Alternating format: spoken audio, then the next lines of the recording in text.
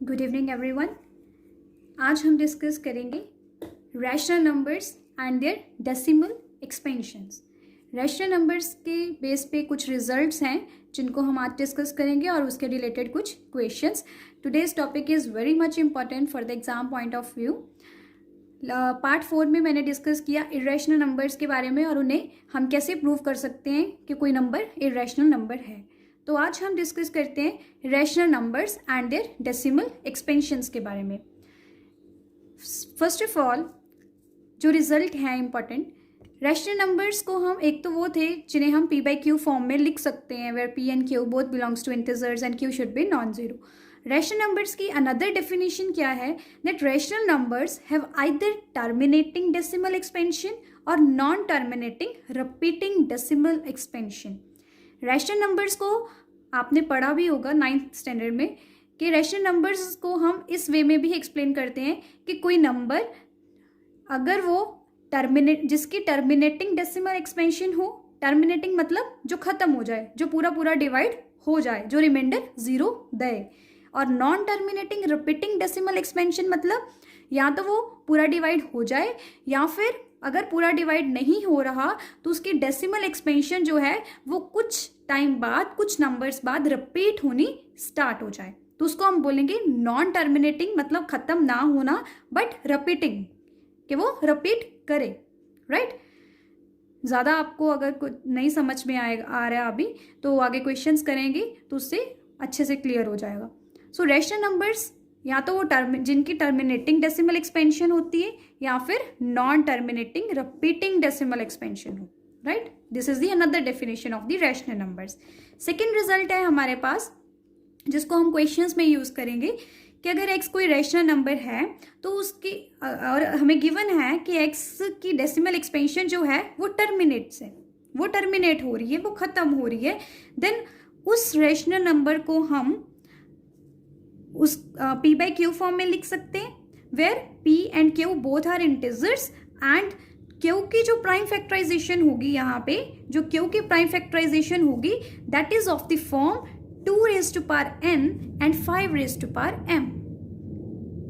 मैं रिपीट करती हूँ, अगर हमें गिवन है कि x कोई रैशनल नंबर है तो उसको हम p/q फॉर्म में लिख सकते हैं और उसकी डेसिमल एक्सपेंशन टर्मिनेट हो रही है, ये भी गिवन है, तो उसमें डेफिनेटली जो q होगा, डिनोमिनेटर होगा, that is of the form 2n and 5m। तो उसमें जो डिनोमिनेटर होगा उसकी जो फैक्टराइजेशन होगी उसमें 2 और 5 ही इन्वॉल्व होंगे, 2 और 5 की ही पावर्स होंगी। यहाँ n और m जो हैं that are the non negative integers.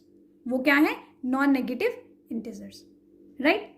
And इसका कन्वर्स भी ट्रू है। कन्वर्स मतलब अगर हमारे पास ये गिवन है कि कोई x रैशनल नंबर है p/q फॉर्म का और जिसका डिनोमिनेटर 2n और 5m फॉर्म का है, तो उसकी डेसिमल एक्सपेंशन जो है वो टर्मिनेट होगी।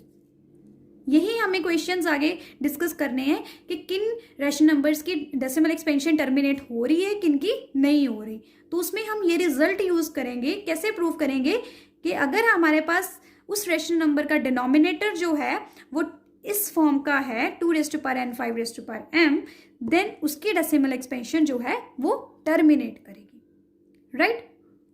और नेक्स्ट रिजल्ट जो है वो यही कि अगर Q जो है that is not of the form 2n and 5m, अगर हमारे पास डिनोमिनेटर इस फॉर्म का नहीं है, then x has the decimal expansion which is non terminating repeating, right.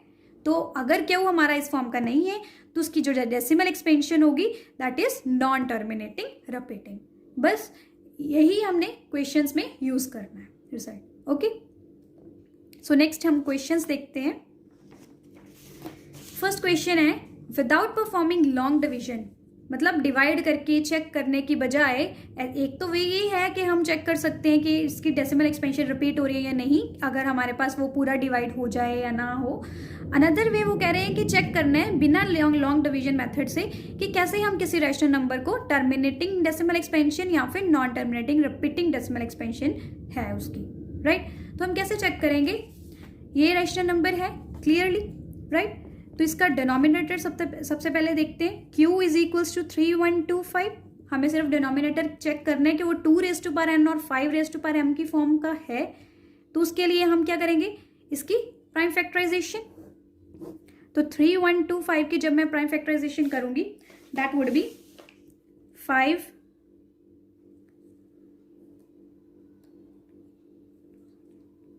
25 5 1 2 5 5 25 5 5 1, right. तो इसकी जो डेसिमल एक्सपेंशन है, सॉरी प्राइम फैक्टराइजेशन है, that is 5 raise to power 5, right. और इसको हम लिख सकते हैं 2 raise to power 0, because any power of any integer of power 0 is gives you 1। तो इसको हम 2 रेज़ टू पावर 0 लिख सकते हैं। So yes, it is of the form 2 raise to power n and 5 raise to power m। So हमने result में क्या किया था, अगर हमारे पास q जो है वो इस फॉर्म का आ जाए, देन उसकी डेसिमल एक्सपेंशन जो है वो टर्मिनेटिंग होगी। So it has terminating decimal expansion, right. these are very easy questions and very scoring. Next is also same 64 by 455. इसकी भी हम चेक कर सकते हैं। Same we have q is equals to 455। जब हम इसकी प्राइम फैक्टराइजेशन करेंगे तो हमारे पास क्या आएगा, दिस इज 5 इंटू 91।